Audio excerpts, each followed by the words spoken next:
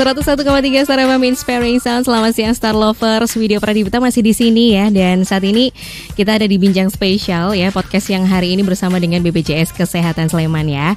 Dan Star Lovers, kita tahu kalau kita akses jaminan kesehatan kadang-kala suka bingung gitu ya. Apalagi dengan beberapa aturan yang mungkin kita miss nih, kita kelupaan atau kita malah justru karena saking paniknya kita melewatkan beberapa informasi yang seharusnya kita tahu. Nah, sekarang nih waktunya Star Lovers untuk lebih paham lagi ya, kalau misalnya ada berbagai masalah ini harus ngadu kemana nih gitu. Karena sekarang sudah ada juga dua narasumber kita dari BPJS Kesehatan Kantor Cabang Sleman ya. Yang pertama ada Mbak Dewi Mustika Ningsih ya. Selamat siang Mbak Dewi. Selamat siang. Ya ampun, suaranya agak kenceng dikit dong Mbak Dewi. Oke, selamat siang. Nah gitu dong. Oke. Ada Mbak Dewi di sini, terus juga ada Mbak Niken Safitri. Halo, selamat siang Mbak Niken. Halo, selamat siang Mbak Widya. Kabar baik ya? Alhamdulillah, harusnya baik-baik aja ya. Karena masih banyak informasi yang kita tunggu nih ya, apalagi Star Lovers. Jadi silahkan aja Star Lovers yang juga lagi resah, lagi bingung, lagi galau juga gitu ya terkait dengan BPJS Kesehatan, bisa langsung sampaikan di nomor WhatsApp kita di 0818621013, atau juga bisa tuliskan langsung di kolom Instagram kita @starjogja_fm gitu ya. Karena hari ini kita akan bahas itu permintaan informasi pengaduan keluhan peserta JKN pada waktu di rumah sakit begitu ya Mbak Niken dan juga Mbak Dewi gitu ya.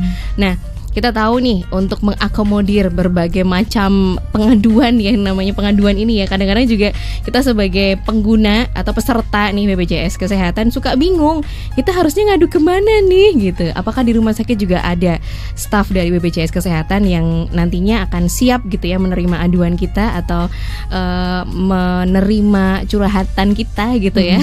Nah, kita akan tanya langsung juga ke Mbak Niken sama Mbak Dewi. Mungkin Mbak Niken dulu kali ya, karena ternyata ada petugas atau staf yang memang siap untuk membantu para peserta JKN ini untuk memberikan tanggapannya gitu ya Mbak Niken. Apa sih ini namanya apa gitu stafnya, kemudian tugasnya tuh ngapain aja, apakah cuma di rumah sakit aja atau kita bisa menemuinya melalui call center dan sebagainya nih Mbak Niken?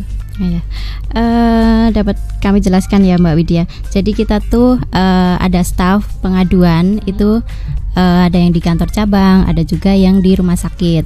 Kalau yang di kantor cabang itu kita ada 3 orang, yang di kantor cabang Sleman, BPJS Kesehatan Cabang Sleman itu ada 3 orang.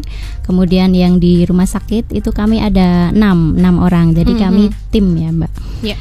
Kemudian BPJS itu apakah setiap hari stay di rumah sakit? Nah itu dia. Pertanyaannya itu ya.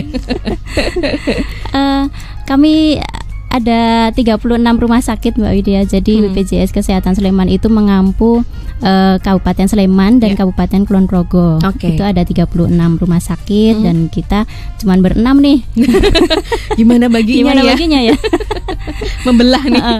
Nah, untuk itu kita ada poster Mbak Widya di sana. Ada poster, di situ ada nomor HP, ada foto kita. jadi fotonya Mbak Dewi, foto saya itu ada di semua rumah sakit. Enggak semua sih, tapi ada yang mengampu, yang kita ampu saja. Nah, itu nanti peserta BPJS itu bisa mengakses melalui WhatsApp, melalui telepon, nanti bisa menghubungi kami di nomor HP-nya itu. Ini 24 jam nggak nih Mbak? Nggak mungkin dong. Tentu tidak. Capek ya Mbak ya, gitu. Jadi ada jam operasionalnya gitu ya. Ada jam operasionalnya. Dari jam berapa sampai jam berapa tuh? Nah, di situ di poster itu tertera dari jam 7 pagi sampai dengan jam 5 sore saja. Cuman kalau ada WA yang masuk ke kami tetap kami tanggapi. Jadi tapi misalkan itu membutuhkan data, membutuhkan buka aplikasi seperti itu, lah kami menjawabnya baik Pak, akan kami tindak lanjuti 1 kali 24 jam seperti itu. Iya gitu. Karena nggak 24 jam juga, kasihan ya Mbak Niken sama Dewi ini ya kalau stay 24 jam gitu. Jadi ada Mbak Niken, Mbak Dewi dan tim yang lain gitu ya, yang nanti siap untuk memberikan informasi dan juga menanggapi berbagai macam aduan gitu ya. Jadi aduan ini pokoknya mencakup semuanya, baik yang misalnya permasalahan ketika rawat inap atau rawat jalan, ini semuanya berarti ya? Iya betul Mbak. Oke, jadi namanya apa tadi? Namanya timnya Mbak Dewi sama Mbak Niken tadi? Kalau kami yang di rumah sakit itu sebutannya BPJS 1. BPJS siap membantu. Oke. Kalau yang di rumah sakit ya. Iya. Kalau misalnya lewat WA tadi atau telepon? Sama Mbak. Jadi setiap di setiap vaskes yang kerjasama itu nanti ada poster kita yang di situ ada nomor telepon yang siap untuk dihubungi begitu. Oke. Nah, ada BPJS 1 siap membantu, terus juga ada P3RS ya. Ini apa bedanya nih, Mbak? Ya sebenarnya itu sama sih Mbak, hanya beda sebutan saja. Jadi kalau kami yang di rumah sakit itu namanya BPJS 1 atau juga disebut EP3RS begitu. Oke gitu. Jadi mungkin karena banyak istilah tadi, kita juga lovers juga mungkin juga agak bingung ya sebenarnya bedanya apa gitu. Tapi sama-sama tugasnya adalah untuk memberikan informasi terkait dengan berbagai macam aduan. Betul. Gitu ya, dari jam 7 pagi sampai dengan jam 5 sore gitu ya. Kalau ada nomor WA-nya tadi sudah disampaikan. Nah, sebenarnya aduan itu bisa kita sampaikan juga lewat aplikasi mobile JKN kan sih, Mbak? Betul Mbak. Jadi kalau untuk petugas memang kita bisa dihubungi di jam kerja dari jam 7 pagi sampai dengan jam 5 sore. Tapi tetap untuk peserta JKN ini ketika memang membutuhkan informasi nanti bisa mengakses aplikasi mobile JKN untuk penyampaian informasi atau pengaduannya. Gitu. Oke. Jadi kita memang harus menunggu dulu gitu ya, menunggu bagaimana respon dari teman-teman nanti untuk menjawab pertanyaan. Rata-rata yang ditanyakan apa sih Mbak? Saya penasaran deh. Terkait kelas kah atau bermasalah dengan vaskes kah atau apa nih rata-rata kalau yang ada di Sleman dan juga Kulon Progo ya? Kalau di data kami itu Mbak, jadi kalau kanal layanan itu kan ada informasi, pilihan ada pemilihan informasi, pengaduan sama permintaan. Nah, untuk informasi itu paling banyak yang ditanyakan oleh peserta BPJS itu adalah status kepesertaan. Oke. Status saya itu masih aktif atau sudah tidak aktif sih, seperti itu. Nah, kemudian untuk yang pengaduan itu yang paling banyak adalah gangguan antrian melalui aplikasi mobile JKN. Nah, ya ini paling sering ya. Saya sendiri pun sering ini, Mbak. Gitu, ya, memang kami masih pengembangan sih Mbak. Jadi ya insya Allah bisa kami terus maju mengembangkan aplikasinya supaya tidak terjadi gangguan-gangguan aplikasi seperti itu. Kemudian untuk yang satu lagi itu untuk yang permintaan. Permintaan itu untuk perubahan data biasanya. Ketika mereka bertanya untuk bagaimana caranya untuk pindah vaskes, bagaimana caranya untuk pindah kelas, kemudian bagaimana caranya untuk perubahan alamat ketika sudah pindah kakak seperti itu. Oke. Ini menarik ya, sebenarnya ini pertanyaan-pertanyaan yang sederhana ya, yang sebenarnya bisa kita akses di mobile JKN gitu. Termasuk juga status kepesertaan, apakah ini aktif atau tidak sebenarnya bisa dilihat dari mobile JKN kan ya, Mbak ya? Iya. Oke. Gitu. Aplikasi mobile JKN itu kan sebenarnya sudah lengkap ya. Jadi ketika saya dan Mbak Dewi dan tim itu di rumah sakit itu kan kami tugasnya adalah salah satunya customer visit. Customer visit itu kan salah satunya kita mengedukasi supaya menggunakan aplikasi mobile JKN. Dan rata-rata itu peserta itu belum pernah download aplikasi mobile JKN. Siap. Nah, pada saat itu kita edukasi, kemudian kita membantu sampai dengan registrasi selesai seperti itu. Dan di situ kan juga ada menu-menu untuk pengecekan status kepesertaan, menu pengaduan, nah seperti itu. Itu sudah lengkap sebenarnya di situ. Ya, betul gini. Kalau untuk kita yang memang sudah sangat terbiasa menggunakan gadget, apalagi menggunakan aplikasi, ini sangat terbantu dan mudah gitu ya. Sebenarnya ini mudah sekali. Tapi untuk beberapa orang yang mungkin belum mengenal lebih dekat dengan digitalisasi, mungkin agak kerepotan. Nah, kalau di Sleman ini sendiri, kalau boleh digambarkan, apakah sudah lebih dari 50% menggunakan aplikasi mobile JKN nih? Ya, sepertinya sudah Mbak. Sudah cukup banyak dari peserta yang terdaftar di Sleman ini sudah menggunakan aplikasi mobile JKN. Sebenarnya sudah banyak gitu ya, tapi ternyata ada beberapa juga yang belum mengunduh gitu ya, Jadi tadi menarik ada customer visit ya. Betul. Ini customer visit itu ke mana Mbak? Ke pasien langsung. Ke pasien langsung. Ya, jadi tugas kita itu di rumah sakit itu yang pertama itu menjawab informasi dan pengaduan, kemudian yang kedua adalah customer visit ke pasien BPJS yang mengakses pelayanan di rumah sakit. Kemudian yang satunya memastikan area layanan sesuai dengan pedoman yang berlaku. Jadi kita tuh di rumah sakit, tugas kita itu selain customer visit itu juga memastikan layanan apakah sudah sesuai dengan pedoman. Misalkan kalau yang rawat jalan itu apakah dokternya itu apakah tepat waktu ataukah mundur jam prakteknya mundur, apakah ada pemberitahuan atau tidak. Nah, seperti itu. Kita memastikan seperti itu. Oke, nah di aplikasi Mobile JKN ini ya, ini termasuk pengalaman pribadi Widya juga gitu ya, mendaftarkan orang tua waktu itu. Jadi sebenarnya ini ada sinkronisasi ke pihak rumah sakit juga kah misalnya terkait dengan jam praktek dokter, karena kadang-kadang jawabannya atau aksesnya menjadi misalnya dokter sedang libur atau cuti atau dokter tidak ada jadwal praktek seperti itu, padahal sudah ada tercantum di jadwal prakteknya itu ada gitu. Nah itu berarti dari rumah sakitnya sendiri atau bagaimana tuh Mbak? Ya, jadi kami untuk jadwal dokter ya itu ada salah satu aplikasinya yaitu namanya Hafiz. Hafiz itu dia memuat untuk misalkan rumah sakit A itu ada poli apa saja ABC yang seperti itu. Kemudian mendaftarkan poli A dokter siapa aja, dokter A, dokter B, dokter C. Kemudian jam prakteknya jam berapa. Nah itu sudah sesuai SIP. Nah kalau tidak sesuai SIP itu nanti misalkan dokternya berhalangan hadir, itu nanti pengajuan approval melalui aplikasi Hafiz. Jadi nanti rumah sakit petugas rumah sakit mengentry melalui aplikasi Hafiz, kemudian dari BPJS itu mengapproval untuk pergantian jadwal atau pergantian hari seperti itu. Jadi kalau jadwal dokter ada perubahan dan sebagainya ini sebenarnya dari rumah sakitnya sendiri gitu ya? Iya betul. Oke, siap gitu. Jadi memang ada banyak keluhan dan juga mungkin informasi yang belum kita tahu juga gitu ya, termasuk juga Star Lovers gitu terkait dengan BPJS Kesehatan, kemudian aplikasi Mobile JKN juga yang ternyata masih ada beberapa orang yang belum mengunduh gitu ya. Jadi sebenarnya bisa diakses langsung terkait dengan yang namanya pindah vaskes juga gitu. Nah ini juga sebenarnya bisa digunakan lewat mobile aplikasi JKN gitu gitu. Tapi masih banyak juga yang akhirnya datang terus mengadu gitu ya. Caranya gimana? Nah ini apakah juga banyak di daerah Sleman terkait dengan pindah vaskes ini?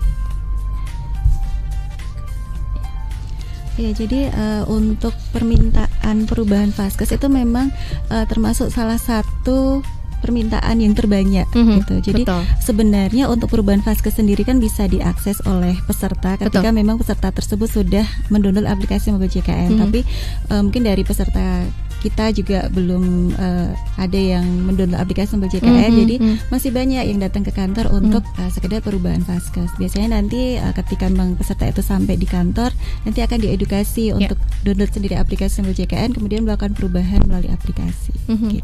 Oke, jadi tetap aja ketika datang mengadu ke kantor langsung itu tetap disarankan untuk mengunduh Mobile JKN gitu ya, baru bisa mengganti vaskesnya gitu. Oke, nah pergantian vaskes sendiri. Nah ini kalau Widya kan tahu nih cepet sebenarnya sekarang ya. Ini prosesnya langsung bisa digunakan pindah vaskes ini berapa lama nih Mbak Niken sama Mbak Dewi? Kalau untuk pindah vaskes itu syaratnya adalah minimal 3 bulan dulu di vaskes terdaftar. Vaskes sebelumnya minimal 3 bulan. Apabila sudah lebih dari 3 bulan itu baru bisa pindah vaskes melalui aplikasi Mobile JKN. Apabila sudah berhasil pindah vaskes melalui aplikasi Mobile JKN nanti berlakunya bulan depan. Tanggal 1 bulan depan. Soalnya bulan ini itu sudah pembayaran kami itu secara kapitasi. Jadi vaskes pertama itu kita bayar secara kapitasi setiap bulan. Jadi bulan ini masih di pembayaran di vaskes yang lama. Gitu. Nah kalau misalnya Mbak aku pengen pindah vaskes tapi ternyata vaskes yang aku tuju itu sudah penuh. Nah apa sarannya dari teman-teman BPJS Kesehatan nih kepada peserta BPJS Kesehatan yang aku pengen di vaskes ini nih gitu, tapi kok udah penuh ya gimana, bisa masuk nggak gitu? 1 dong masukin gitu misalnya gitu. Gimana tuh Mbak? Jadi sebenarnya meskipun vaskes yang kita pilih itu sudah penuh, kita tetap bisa memilih vaskes tersebut, Mbak. Ya, tapi memang nanti resikonya ketika di peak hour gitu. Jadi ketika memang itu di jam-jam sibuk vaskes tersebut, kemungkinan nanti akan terjadi antrian. Tetapi untuk menghindari tersebut kan dari aplikasi Ambul JKN ini ada fitur untuk pendaftaran online, Mbak. Jadi nanti peserta itu sudah bisa ambil nomor antrian dulu dari rumah. Nah, begitu sampai di vaskes sudah ada nomor antriannya. Gitu. Jadi tenang masih bisa ya di vaskes tersebut ya.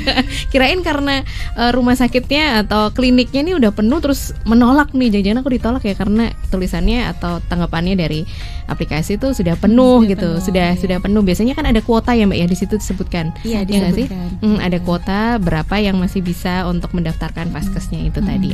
Hanya warning aja sih Mbak sebenarnya kalau di aplikasi itu kan misalkan memilih klinik A, nah itu ada warningnya klinik yang Anda pilih sudah lebih dari 10.000 peserta. Apakah Anda tetap ingin memilih vaskes tersebut? Nah, dipilih ya kayak gitu langsung bisa lanjut.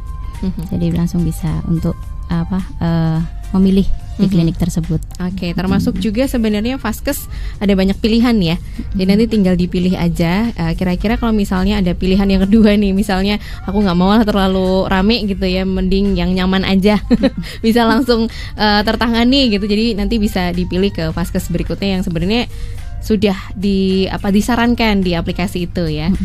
Gitu. Ini terkait dengan yang namanya pindah vaskes. Kemudian banyak juga selain kepesertaan aktif atau tidak, pindah vaskes atau tidak. Nah, ini pertanyaan yang sebenarnya tadi sudah dititipkan oleh salah satu Star Lovers gitu ya. Kayaknya ini kemarin Miss nggak ikut di podcast sebelumnya gitu, bahwa kalau misalnya BPJS-nya tidak aktif, apakah ini bisa rawat inap menggunakan BPJS Kesehatan? Nah, ini pertanyaannya ya.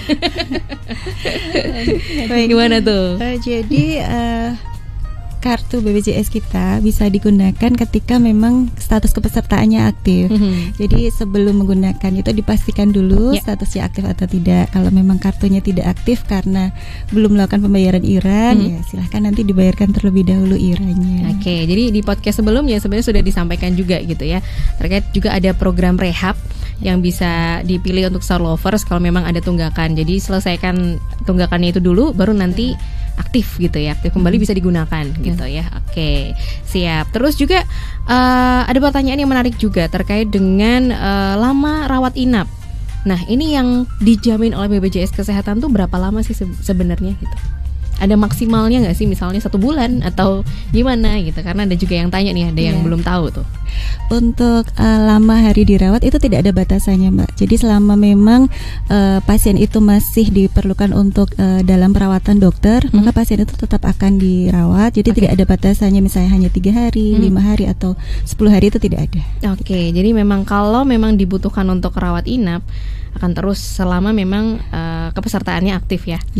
Gitu. Jadi tenang. Dan ada juga beberapa peserta BPJS yang masih belum paham terkait dengan beberapa obat, karena mungkin dipikirnya menggunakan BPJS Kesehatan itu semua obat bisa dijamin oleh BPJS Kesehatan. Jadi ada beberapa obat yang ternyata yang tidak dijamin juga gitu ya Mbak ya. Mungkin bisa diinformasikan ke Star Lovers juga bahwa ada beberapa kondisi ternyata ada yang tidak terjamin begitu.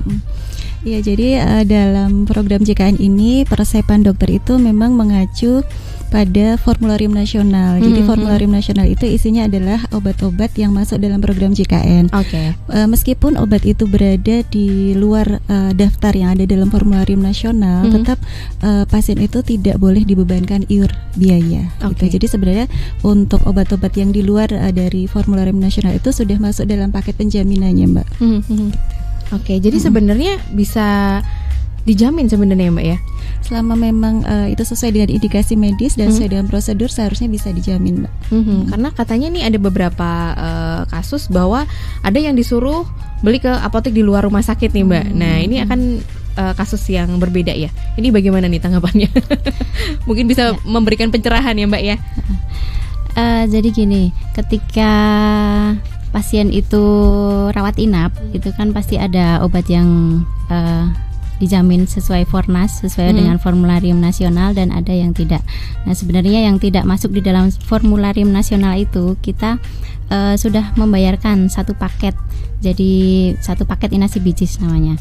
Nah, tapi obat tersebut yang tidak masuk di Fornas itu harus sesuai dengan persetujuan dari Komite Farmasi Rumah Sakit. Oke. Jadi kalau komite rumah sakitnya itu memutuskan untuk jangan memberikan obat itu, seharusnya dari pasien itu nggak boleh ada iur biaya, nggak boleh untuk pembelian di luar, apalagi dokternya meresepkan kemudian berikan ke pasien, terus meminta untuk membeli di luar, itu sebenarnya tidak diperbolehkan. Oke. Jadi sebenarnya ini tidak boleh gitu ya secara aturan ya. Betul. Gitu. Jadi mungkin bisa sampaikan aduannya. Nah, kalau mengadu kayak gini, apakah nanti akan di follow up atau seperti apa nih nantinya? Iya, pasti akan kami follow up. Jadi kan ada beberapa layanan kanal pengaduan. Yang pertama itu dari datang ke kantor cabang langsung, yang kedua itu bisa dari rumah sakit, kemudian melalui aplikasi mobile JKN, kemudian bisa juga melalui care center 165 ataupun Pandawa. Nah, itu ada SLA-nya, maksudnya ada penyelesaian, ada waktu penyelesaiannya itu. Nah, ketika ada hal yang perlu dikoordinasikan, itu maksimal kami 3 kali 24 jam. Oke. Jadi ketika sudah ada jawaban, nanti kami akan menghubungi pasien itu sendiri. Kan di situ kan di aduan itu kan pasti tertulis nama pasien, kemudian nama peserta JKN, kemudian nomor kartu, alamat, nomor HP, email, itu pasti ada. Nanti akan kami hubungi. Oke, siap. Jadi ditunggu aja responnya 3 kali 24 jam ya, maksimal ya. Oke, terima kasih pencerahannya. Ya, untuk Star Lovers yang sudah bertanya ini ya, nanti kita keep dulu. Beberapa pertanyaannya akan kita jawab juga nanti setelah jeda ya. Jadi Star Lovers silahkan yang juga masih banyak yang bingung juga terkait dengan pengaduan, kemudian juga informasi gitu ya terkait dengan akses layanan BPJS Kesehatan, bisa langsung sampaikan di nomor WhatsApp kita tentu aja di 0818621013, atau boleh tuliskan di kolom komentar Instagram kita @starjogja_fm. Kita akan segera kembali.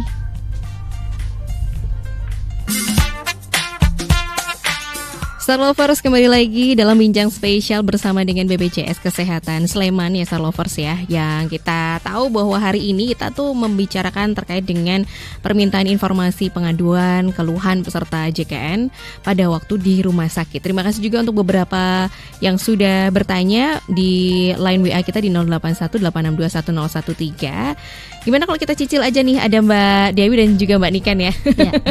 Kita jawab aja pertanyaan yang masuk ya. Terima kasih di 3359. Mau daftar JKN ini Mbak, tapi tulisannya nomor sudah digunakan peserta lain, padahal belum pernah saya gunakan. Lalu coba pakai nomor suami saya bisa, tapi tidak ada kode OTP yang masuk. Saya coba berkali-kali tetap nggak ada kode masuk nih. Ini apa nih ya? Kira-kira monggo. Iya.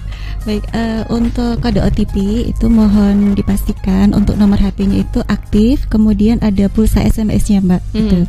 Jadi nanti kalau kode OTP itu akan terkirim ketika memang nomor peserta itu aktif, kemudian nomor HP-nya aktif, kemudian ada pulsa SMS. Nah, dari Mobile JKN, jadi sebenarnya saat ini petugas BPJS itu sudah bisa membantu untuk registrasi akun Mobile JKN. Jadi ketika peserta itu ada kendala untuk melakukan registrasi, nanti bisa menghubungi petugas BPJS untuk dibantu registrasi.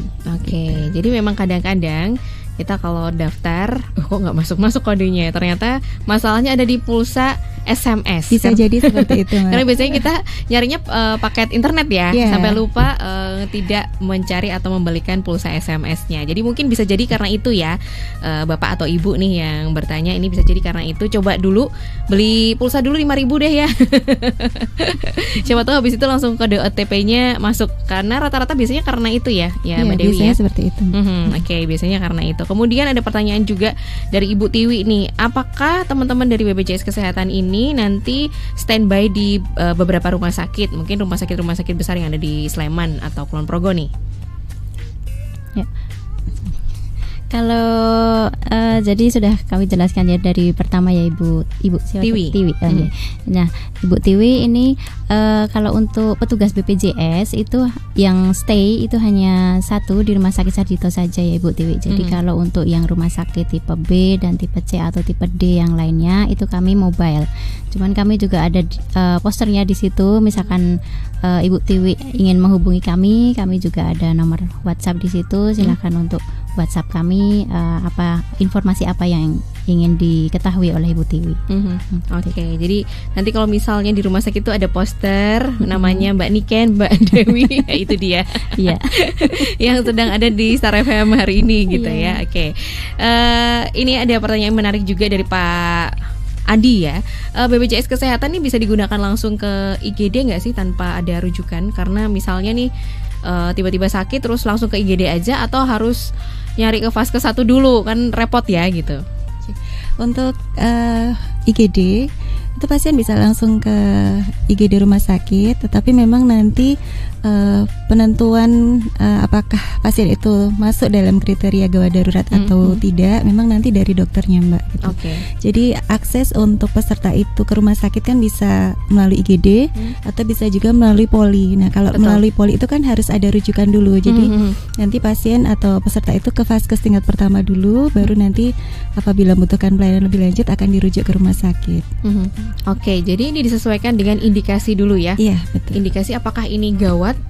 Jadi kalau misalnya termasuk indikasi gawat itu nanti akan terjamin oleh BPJS Kesehatan, tapi kalau tidak ya tetap harus mengeluarkan biaya gitu ya. Oke gitu. Jadi memang disesuaikan dulu gitu ya. Kalau lebih baik sih ke Vaskes pertama dulu ya. Misalnya yang dirasakan yang sakit itu tidak terlalu gawat gitu. Jadi ke Vaskes pertama dulu. Kemudian nanti kan pasti akan diarahkan ke berikutnya, entah itu nanti ke rumah sakit rujukan dan sebagainya gitu. Oke. Kalau misalnya sudah ada rujukan nih Mbak, mau rujukan ke rumah sakit B misalnya, tapi nggak mau menggunakan rumah sakit yang itu nih karena ada beberapa pertimbangan nih, apakah ini nanti bisa ya, misalnya aku dirujuk ke rumah sakit B tapi pengennya ke rumah sakit yang C, ini bisa pindah nggak sih? Minta ke Vaskes 1 untuk pindah rumah sakit gitu bisa nggak sih Mbak, diusahakan? Jadi kalau untuk rujukan itu kan memang sesuai dengan indikasi medis dari pemberian dokter ya. Jadi kalau memang pasien itu diperlukan untuk penanganan lebih lanjut ke rumah sakit, memang nanti dari Vaskes 1 akan merujuk ke rumah sakit, dan penentuan rumah sakit itu dari dokter di FKTP tentunya berdasarkan kompetensi dari rumah sakit tersebut dan secara berjenjang Mbak. Jadi kalau misalnya peserta itu sudah punya rujukan untuk ke rumah sakit B, nah rujukan itu hanya bisa digunakan di rumah sakit B tersebut. Gitu. Kalau memang pesertanya ingin pindah ke rumah sakit, nah itu nanti dikembalikan lagi ke dokter yang di FKTP-nya atau di Vaskes 1-nya. Oke, jadi mungkin bisa diskusikan dulu ke dokter ke Vaskes 1 ya. Karena biasanya dokter juga memberikan beberapa pilihan ya. Misalnya mau rujukan ini, tapi kecuali memang dalam kondisi tertentu, indikasi medis tertentu yang mengharuskan harus ke rumah sakit itu ya memang harus di situ gitu ya Mbak Dewi ya. Oke, kemudian juga ada beberapa penyakit ternyata yang tidak bisa ditanggung oleh BPJS Kesehatan, yang ada yang miss juga gitu ya, malah bahkan ada yang mengadu atau juga mencari informasi ke teman-teman BPJS Kesehatan. Mungkin bisa di-share juga di sini nih, mumpung ada di sini supaya lebih jelas gitu ya, lebih paham lagi. Ada beberapa penyakit yang tidak ditanggung oleh BPJS Kesehatan. Monggo Mbak Niken atau Mbak Dewi nih. Sebenarnya sudah ada di Perpres 82 tahun 2018 ya Mbak Widya. Hal-hal yang tidak dijamin oleh BPJS Kesehatan sebenarnya ada berapa sih? Ada beberapa gitu ya. Ada beberapa. Nah, salah satunya itu adalah atas permintaan sendiri, rujukan atas permintaan sendiri, bukan bukan atas indikasi medis dari dokter. Nah, itu tidak bisa dijamin. Kemudian yang kedua adalah kecelakaan lalu lintas. Kecelakaan lalu lintas ini apakah kecelakaan tunggal ataupun ganda? Kalau misalkan kecelakaan tunggal itu bisa menggunakan BPJS Kesehatan dengan dibuktikan laporan polisi dan penolakan jasa raja. Misalkan kecelakaan ganda itu sudah tentu dari jasa raja yang menjamin. Nah, kemudian untuk yang selanjutnya itu penyakit yang untuk indikasi estetik. Nah, misalkan akan meratakan gigi, akan behel, behel. Nah, itu nggak bisa dijamin BPJS Kesehatan. Kemudian ada lagi yang menginginkan misalkan sudah 10 tahun belum diberikan momongan. Nah, itu program-program seperti itu, program ingin anak. Nah, itu nggak bisa dijamin BPJS Kesehatan. Oke, ini ada pertanyaan nih, Mbak. Boleh nggak nih? Maaf terjeda. Kalau melahirkan itu bisa ditanggung BPJS Kesehatan nggak sih? Iya, kalau melahirkan itu bisa dijamin BPJS Kesehatan. Cuman ada syarat dan ketentuan berlaku nih, Mbak. Kalau yang misalkan untuk persalinan normal tanpa penyulit, jadi fisiologis, itu bisa dilakukan di vaskes tingkat 1, misalkan di bidan, di klinik, di puskesmas, bidan swasta seperti yang kerjasama dengan BPJS Kesehatan.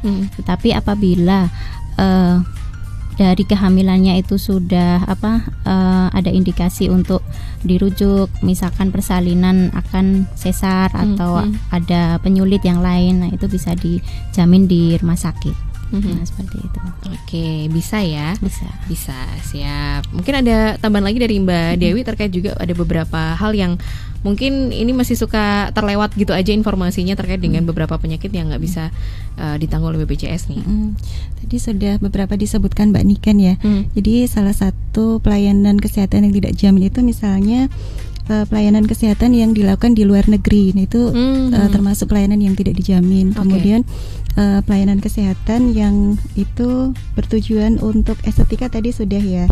Kemudian untuk pengobatan yang itu termasuk dalam penelitian itu juga termasuk yang belum bisa dijamin gitu.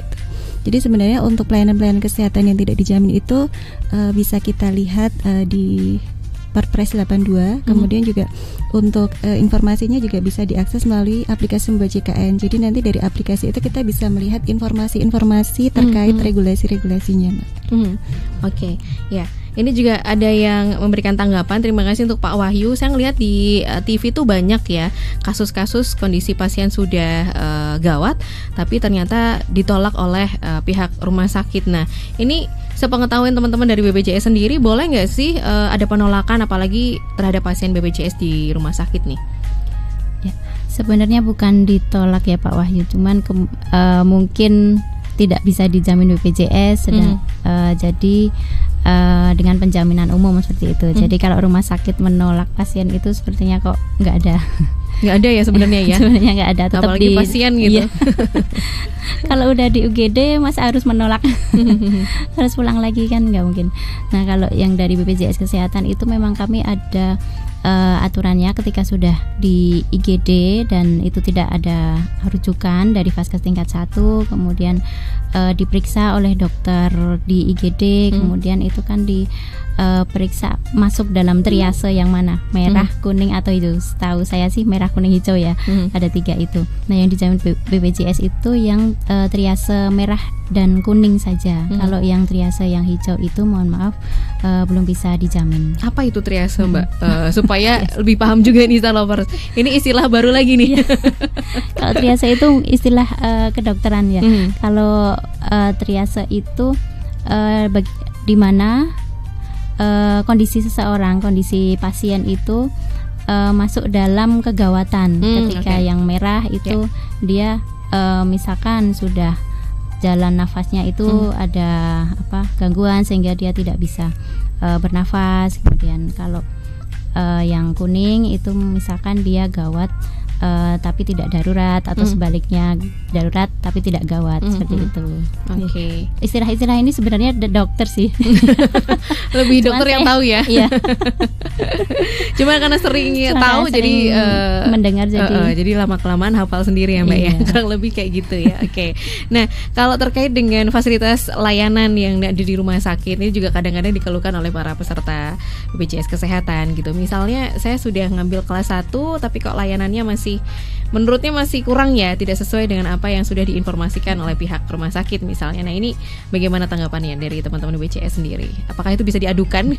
Ya, bisa Mbak. Jadi kalau memang dari peserta atau dari pasien itu ada suatu hal yang memang dirasa kurang berkenan, nanti bisa menghubungi kami. Ketika memang itu pelayanannya berkaitan dengan rumah sakit, nanti akan kami koordinasikan dengan petugas rumah sakit. Jadi di rumah sakit itu ada petugas PIPP rumah sakit. Nah, itu apa PIPP itu? rumah sakit itu yang beliau itu petugas rumah sakit yang nanti beliau itu ditugaskan untuk memberikan informasi terkait pelayanan JKN di rumah sakit, atau juga ketika ada pengaduan dari peserta, nanti beliau yang akan menghandle gitu. Ketika diperlukan koordinasi dengan BPJS, nanti PIPP rumah sakit itu akan berkoordinasi dengan kami.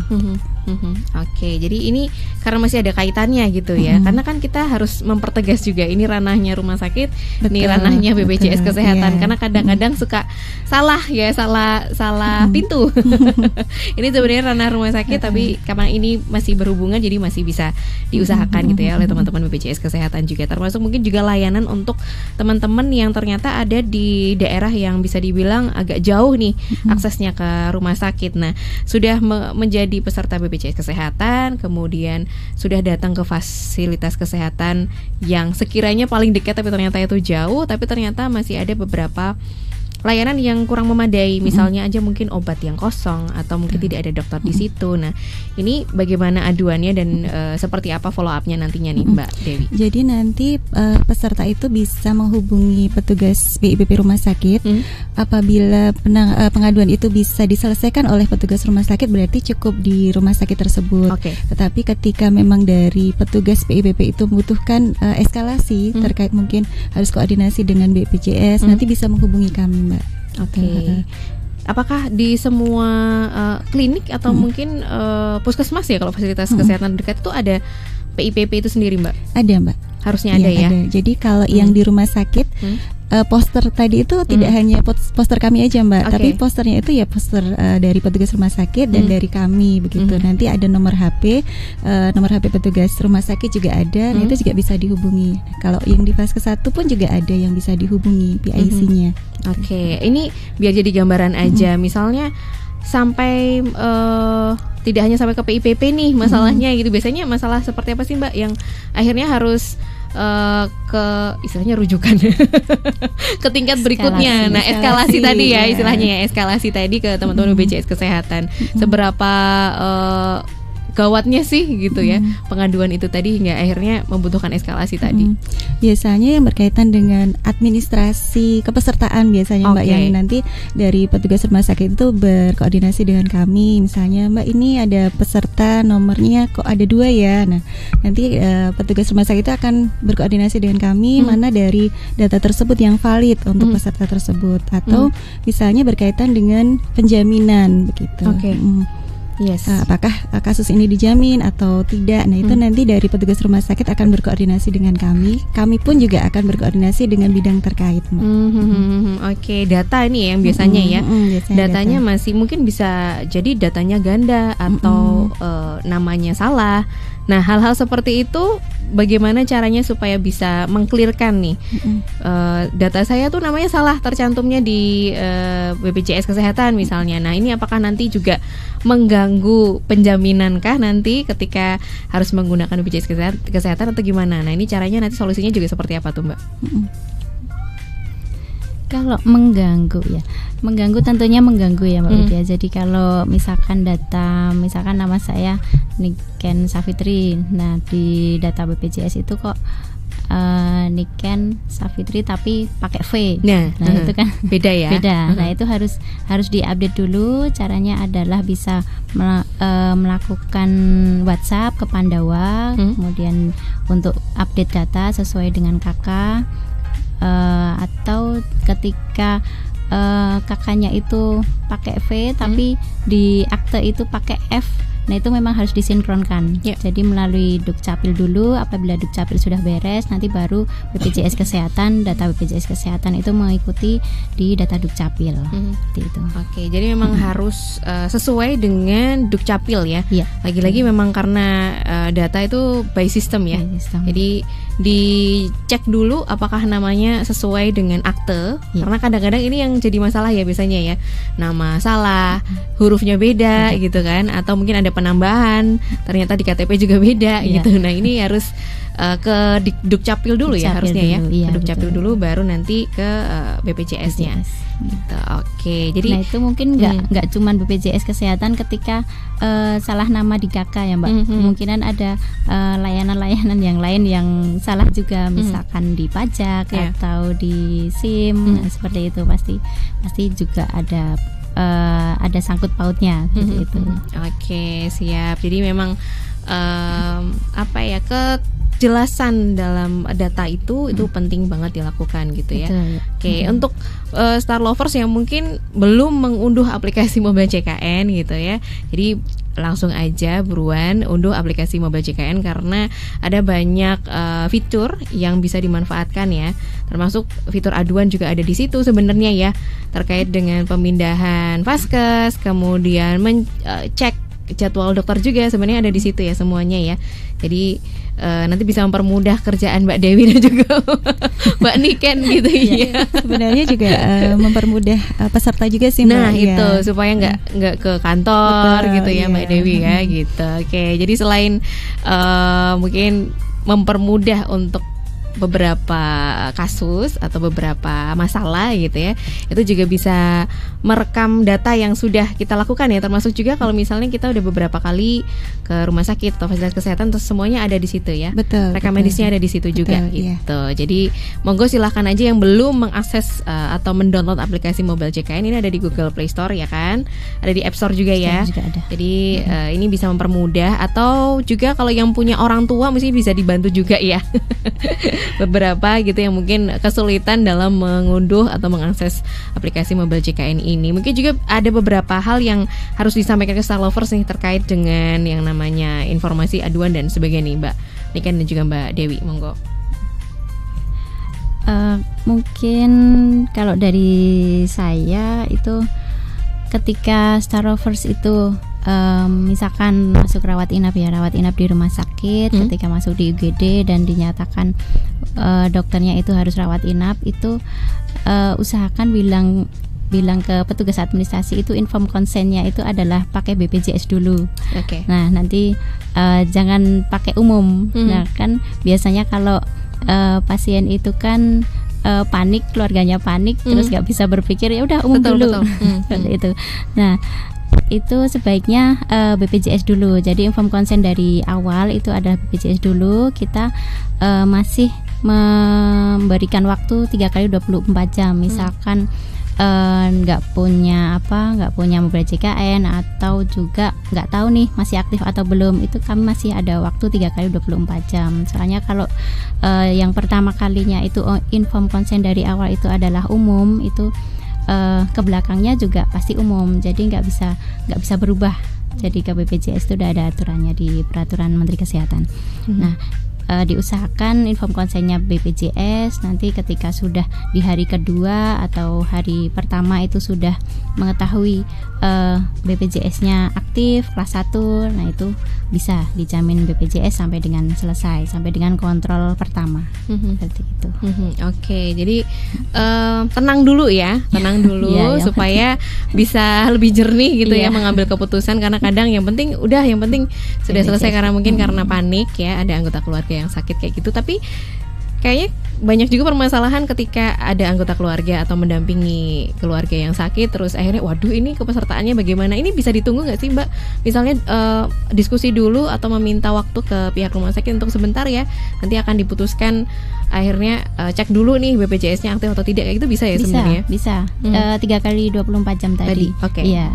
Jadi kalau sudah dari awal misalkan nggak bawa KTP, pas di UGD nggak bawa KTP ketinggalan di rumah, nah itu nanti bisa disusulkan pada hari pertama atau hari kedua. Jangan sampai hari ketiga atau sebelum pulang. Jadi itu dipastikan dulu dari awal. Siap gitu. Jadi masih bisa ditunggu sampai 3 kali 24 jam gitu ya. Betul. Untuk melengkapi berbagai syarat data-datanya gitu ya. Karena ya tahu yang namanya sakit ya. Pasti ada aja gitu ya. Ya terkait ini ada juga satu pertanyaan yang baru aja datang di 213. Saya ingin bertanya terkait dengan BPJS Kesehatan. Sebenarnya kartu BPJS Kesehatan itu bisa dicetak di mana? Karena kebetulan kartu saya hilang. Nah, ini yang paling sering sepertinya ya, Mbak Dewi ya. Jadi untuk saat ini kartu identitas peserta itu bisa menggunakan NIK. NIK itu berarti yang ada di KTP. Betul. Atau di KK atau kalau misalnya masih anak-anak berarti pakai KIA. Betul. Jadi selain menggunakan NIK bisa juga menggunakan kartu digital yang ada pada aplikasi Mobile JKN. Jadi memang saat ini sudah tidak ada cetak kartu lagi. Ya misalnya nanti peserta itu datang ke rumah sakit hanya membawa KTP, nanti dari petugas fasilitas kesehatan itu bisa melakukan pengecekan, Mbak. Jadi nanti dicek datanya dari NIK itu apakah pasien ini sudah terdaftar sebagai peserta BPJS atau belum. Oke, jadi saat ini karena sudah digitalisasi gitu ya, jadi tidak perlu mencetak kartu, cukup menyebutkan nomor NIK-nya saja atau makanya akses atau unduh aplikasi Mobile JKN gitu ya, karena di situ sudah ada kartu digitalnya gitu ya. Karena kemana-mana dia juga cukup pakai itu aja. Nanti petugas dari fasilitas kesehatan sudah langsung men-scan gitu ya barcode yang ada di situ gitu. Jadi monggo silakan Starlovers yang belum mengunduh aplikasi Mobile JKN karena ini membantu sekali gitu ya, membantu semuanya, nggak cuman kita sendiri tapi juga teman-teman BPJS Kesehatan ya. Oke, terima kasih Mbak Dewi dan juga Mbak Niken, informasi yang menarik dan tentu aja menambah informasi untuk kita gitu ya dalam rangka menjamin kesehatan, dan tentu aja ini membantu supaya kita nantinya kalau jaga-jaga ya tidak mau sakit sih ya. Tapi kalau ada kejadian sesuatu terkait dengan harus ke rumah sakit dan sebagainya, ini sudah tahu, sudah paham alurnya seperti apa. Thank you sekali lagi Mbak Dewi, Mbak Niken. Terima kasih. Sehat selalu ya. Sehat selalu. Dengan gotong royong kita semua akan tertolong ya. Oke, saya Widya Pradipta dan juga tim yang bertugas pamit undur diri. Terima kasih, tetap semangat, salam sehat dan sampai jumpa.